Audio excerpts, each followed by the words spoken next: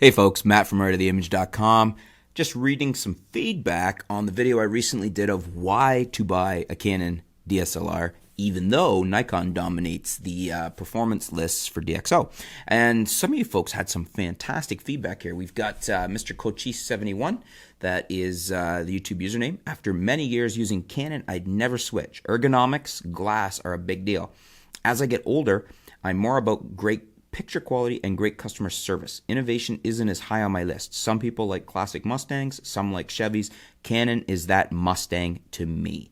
So great comment there from Mr. Cochise. Ergonomics, which I've alluded to or I've spoken about before, that is another reason, all these sensors are performing close enough to par. In other words, even though Nikon may dominate the list, the Canons are pretty darn close, and a good shooter can get an equivalent photo in real-world shooting terms.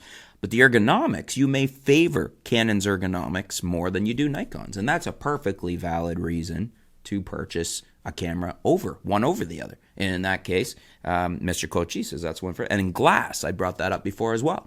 You may like the Canon glass catalog. They've got some fantastic pieces of glass, some great values, especially in the APS-C. I really like the 1018, the 18135 STM. The 50mm f1.8 STM is one of the best values out there for prime. The 85 f1.8, fantastic lens. And then you get into the really high-end stuff. There's some beautiful glass in the Canon lineup. And, it's something that both of those things can be a reason to still want to purchase a Canon DSLR, even though it's not ranking in the top 10 of sensor performance. The next one I found of interest was Robert Pearl wrote in and said, Canon color science.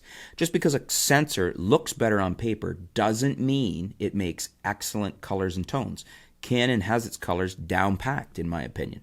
And that's a good point, too, because there's been, Canon has been really solid on their color science for years. And a lot of people, we used to get the argument earlier on how, like years back, going back a few generations of DSLRs, people didn't used to like Nikon tones. They often thought they were too warm or too ready for skin tones.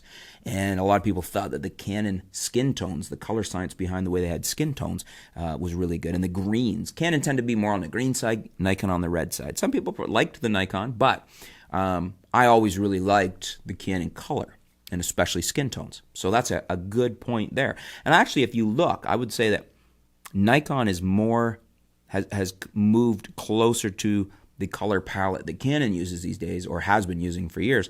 Then I think they've moved away from being more ready and more into more warm, into a little cooler and a little bit more Canon-like, if you will, as far as their color science. And that's not a bad thing. Everybody evolves and changes, and maybe they just saw that I'm not saying even which one was more accurate, but the public seemed to like, especially the shooting public, the Canon color. So maybe Nikon's just moved that way. Just a thought. And then High Ground Production says, if you want proper video autofocus, you want Canon, period. That's why I chose a 6D over a D750. And you know what? That is a very valid thing. Setting aside, as you know, I like 4K. But setting aside the lack of 4K, for instance, in a 6D2, the ability to have that Canon dual pixel AF, that follow focus, is a very powerful thing. And it makes for the ability to shoot by yourself without a full crew, and to have the video follow you, such as what a camcorder would do, and everything stay in focus and follow you smoothly. Canon's got that down packed. They're the leader. Sony's probably nipping at their heels, and Nikon, they got some improvement to do in that area. As I pointed out in my previous video on the Nikon D50 or D850, the single biggest flaw is the lack of some type of autofocus for video or for continuous focus like Canon's dual pixel AF, that is that good. So that is a very valid reason to still want a Canon DSLR. And High Ground also says in a different comment, the 5D Mark IV has one impressive sensor. And yeah, I would agree with that. It's a good sensor.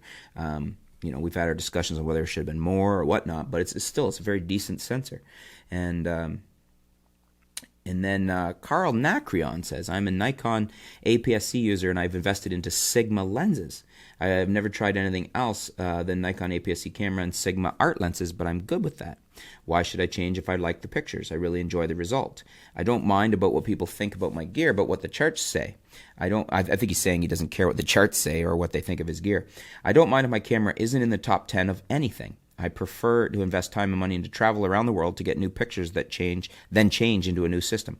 I've invested 4K, I think he says here, in all my gear, and I'm good for years, whatever happens next.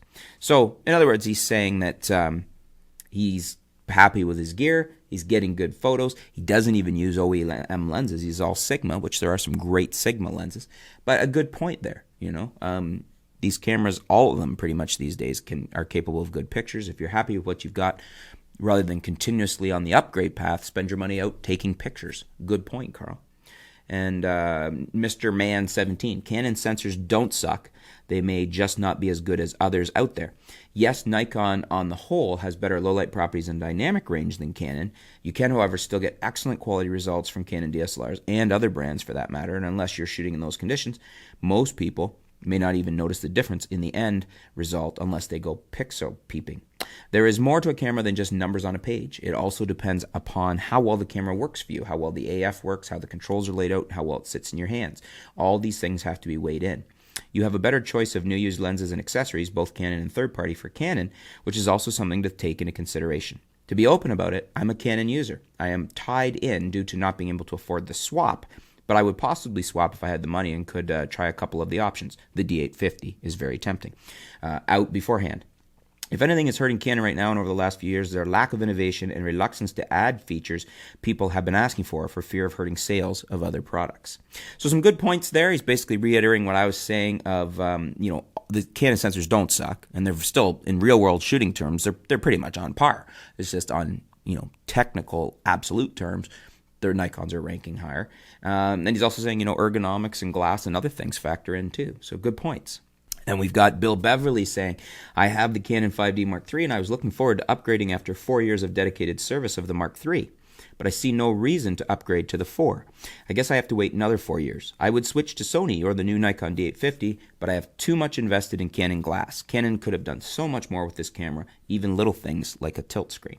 So there's somebody that's, kind of weighing in on the side of maybe why not to buy Canon. He's definitely not upgrading to the 4, and for some valid points there too. So, there's both sides of it. And I think that's Canon's issue right now is lack of major innovation or keeping up with what other people are doing.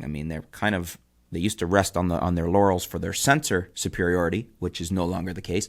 Now they seem to be resting on their laurels for their dual pixel AF superiority, which is still the case, but a lot of other things add up to outweigh that sometimes. So that was some great feedback from you folks that I just wanted to discuss. And I guess that begs the question then, if you are still buying Canon, what I would throw back to you, if you're a Canon user, which is great, that's fine. They have some good DSLRs. I like the 62. Despite my lack of liking of the 4K system in the 5D4, I think it's a good camera. 1DX2 is a fantastic camera. I really like the 80D, as those of you that have seen from my review. But I just want to throw it to you. What is the number one thing that keeps you in the Canon system? Is it your glass? Is it the glass available and what you have invested in it? Is it the ergonomics? Is it the color science? Those are three things that we've seen in the comments here.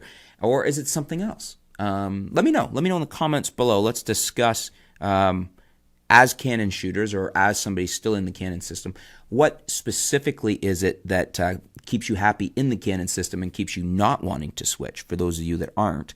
And it may be more than one thing. Let us know in the comments below. Let's discuss it. Let's flesh it out a bit. Thanks for all your great feedback here, and stay tuned. We'll be back soon here at artoftheimage.com.